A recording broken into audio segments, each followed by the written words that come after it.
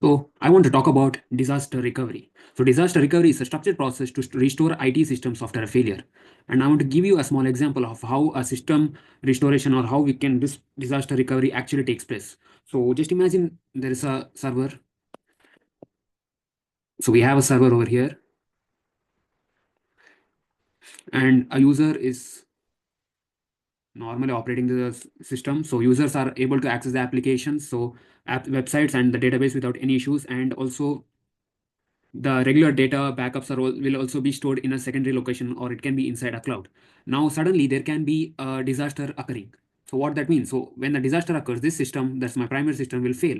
So when my primary systems is tend to fail, it can be from either cyber attacks such as hacking, ransomware, or it can be hardware failures like server crash, or it can also be something like earthquake or flood, that's termed as natural disaster. So when we such thing disaster occurs, so the primary system will become unavailable, and users, what they will do, they cannot access the services, right? So we have our failover system in our backups, but we call it as our secondary system. But so imagine this process takes place. So this is called as automatic failover to backup system. We call it as automatic failover to backup system.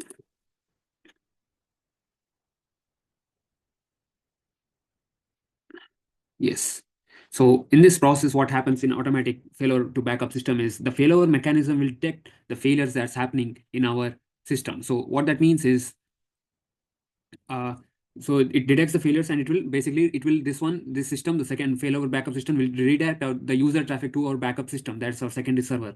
And the backup system, it can be a hot standby server such as already running, such as this one. So this is running smoothly. So let me change that color so that you can understand. So this system is running smoothly.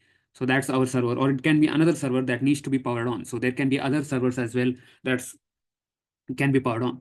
And who will operate the system? So there will be an IT team that's going to be working on this. So the IT team will initiate the backups to the system. So they'll initiate the recovery process. So imagine there's an IT team. So we have a team of, so imagine this is the team. So we have here some people.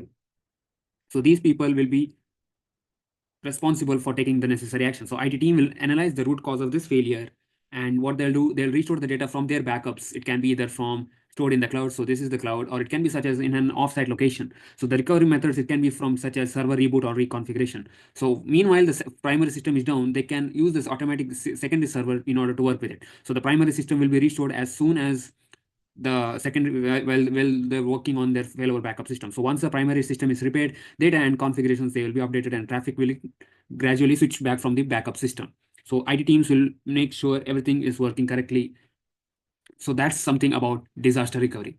Welcome to LWP Labs. Subscribe to our YouTube channel to view free Azure DevOps live classes.